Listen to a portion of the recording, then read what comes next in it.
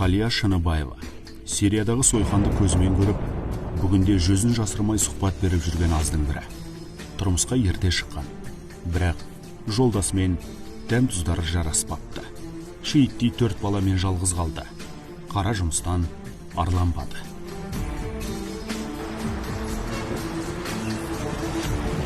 Араға уақыт сап Ғалып Фазиев деген өзбек азаматы жалғыз басты келіншекті тор ауылдап жүріп торына түсіреді. Алғашында иманды боп көрінген ол, көзі қызарған нағыз фанат боп шыққан. Исламның тазалық, ғылым мен мәдениетке шақыратын прогрессивті жақтарын сыпырып тастап, дойыр догмамен Сирияға сөрейлейді. Поддержка беріп, тұрыс болып отырса дегендей. Бала шағам бәрі келісім беріп, сол тұрмысқа шықтым, бірақ ол дұрыс адам болып шықпады. Өзіміздің Қазақстанның оқитын намазын соны шектеу қойды. Ойладым да бір сектаға кіріп, қандай секта екен деп. Радикалды идеямен ауырған азамат 2016 жылы діттегеніне жетті. Апамызды ертіп, Бішкек арқылы Түркияға ұшып кетеді. Сирияда 56 жастағы келіншек жолдасынан көз жазып қалады. Әскери оқу жаттығуға кеткен ол қайта оралмапты. Зейнеткер қуанбаса қынжылмаған. Өзі бомба түскен үйіндінің астындағы тірі қалады.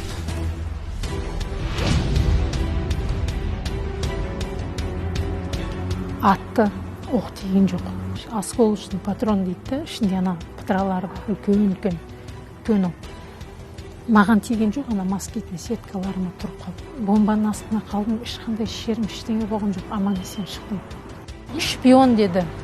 Өйткені мен қосылмадым да, оларға. Намаз оқымайтындардың бәрі, олар кәпірлер.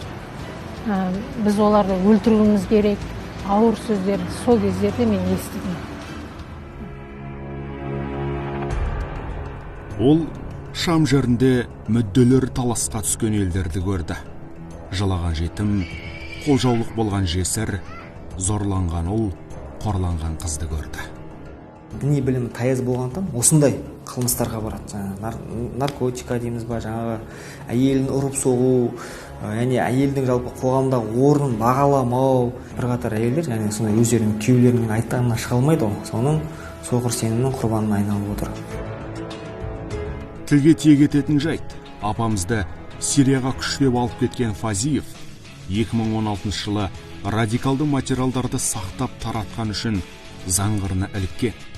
Бірақ тек әкімшілік жазамен құтылыпты.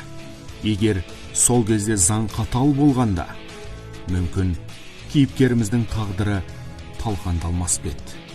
Кім білсін? Ояқта ондай халифат деген жоқ. Ол бұл халифат деп ұйымдастырған, меніңше сол шетелдің ұйымдары болу керек. Ояқта не адамгершілік жоқ, не тәртіп жоқ. Бірін-бірін ұра салады, бірін-бірін өлтіре салады. Мен жастарға айтатыным, намазда да дұрыстап қайталап үйреніп, ой пікірлерін бәрін өзгерту керек. Қазақстанға өз еліне, бейбітшілік елге ешқандай жетпейді. Отанына оралған апамыз үшін ең қиын кездесу немерелермен болды. Ана боп қыздарын ұзатпады. Әже боп бесік жырын айтпады.